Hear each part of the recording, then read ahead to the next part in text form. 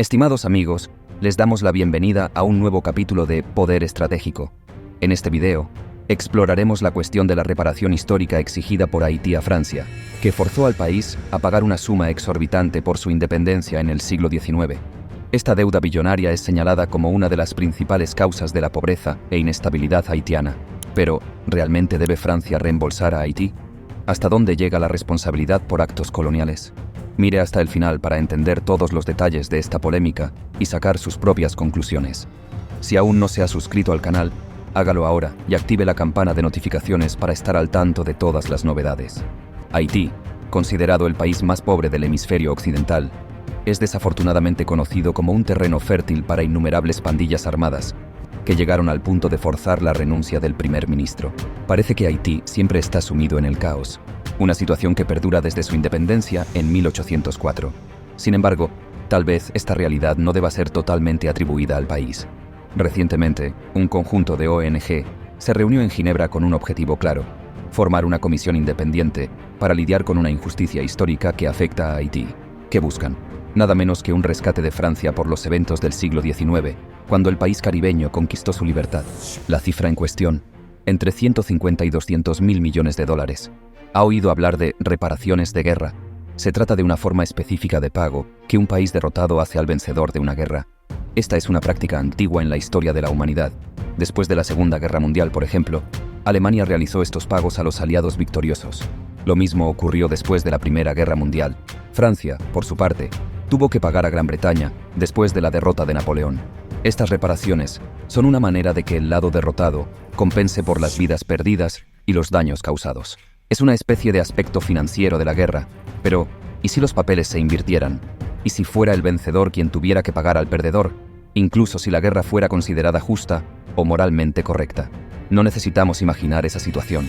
Esto ocurrió de hecho con Haití, y el país ha sufrido las consecuencias de ello en los últimos 200 años. Haití, situado en el Mar Caribe, es conocido como el país más pobre del hemisferio occidental.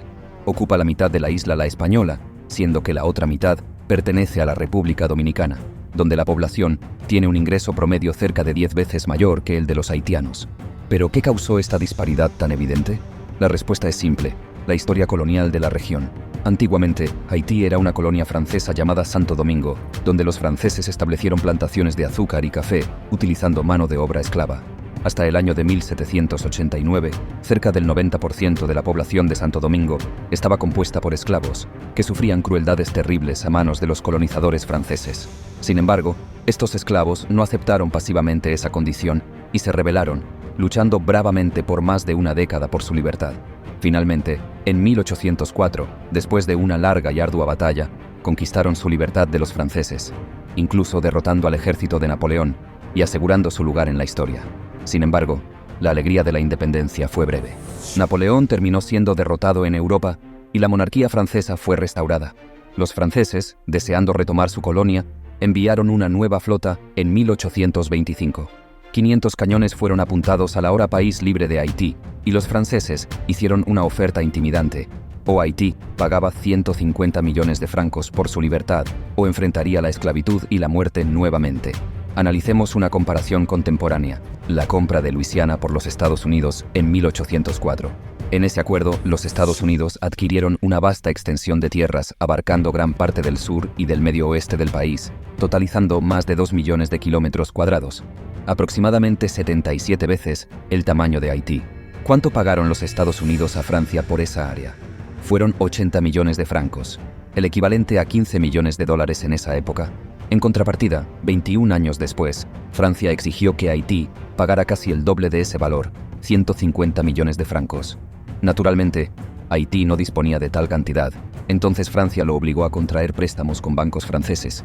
Estos préstamos acarreaban tasas e intereses, lo que significaba que Haití estaba pagando el rescate por 122 años.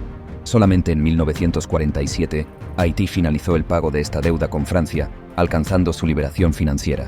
¿Cuánto cree que fue el valor total de esa deuda? Esta es una cuestión que será debatida por un grupo de las Naciones Unidas. El Foro Permanente de las Naciones Unidas sobre personas de ascendencia africana está actualmente en foco. 20 ONG se unieron, solicitando justicia ante el foro. Están exigiendo que Francia reembolse lo que quitó de Haití. Considerando los intereses acumulados, esta restitución puede totalizar entre 150 y 200.000 millones de dólares.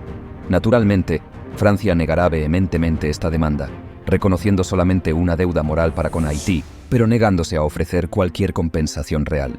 Haití, el más empobrecido entre sus vecinos, enfrenta desafíos como la violencia de pandillas y una historia marcada por el empobrecimiento. El saqueo francés desempeñó un papel significativo en este escenario, y ahora es Haití quien está en el papel de cobrador. Es evidente que la demanda haitiana por reparaciones de Francia no es solo una cuestión de justicia histórica, sino un reflejo de las tensiones geopolíticas actuales. Con la creciente influencia de China en la región del Caribe y la escalada de las rivalidades de poder global, la renuencia francesa en asumir responsabilidad puede ser vista como un intento de preservar su esfera de influencia e impedir que Haití se alinee aún más con potencias emergentes. La decisión del Foro de las Naciones Unidas tendrá implicaciones que van mucho más allá del caso específico de Haití, señalando a los antiguos imperios coloniales que ya no pueden ignorar los ecos de su pasado opresivo. La pregunta que queda es: ¿estará el orden mundial establecido dispuesto a confrontar sus propias contradicciones e hipocresías, o continuará protegiendo los intereses de los poderosos a costa de los más débiles? Deje su comentario sobre este tema y no se olvide de compartir este video.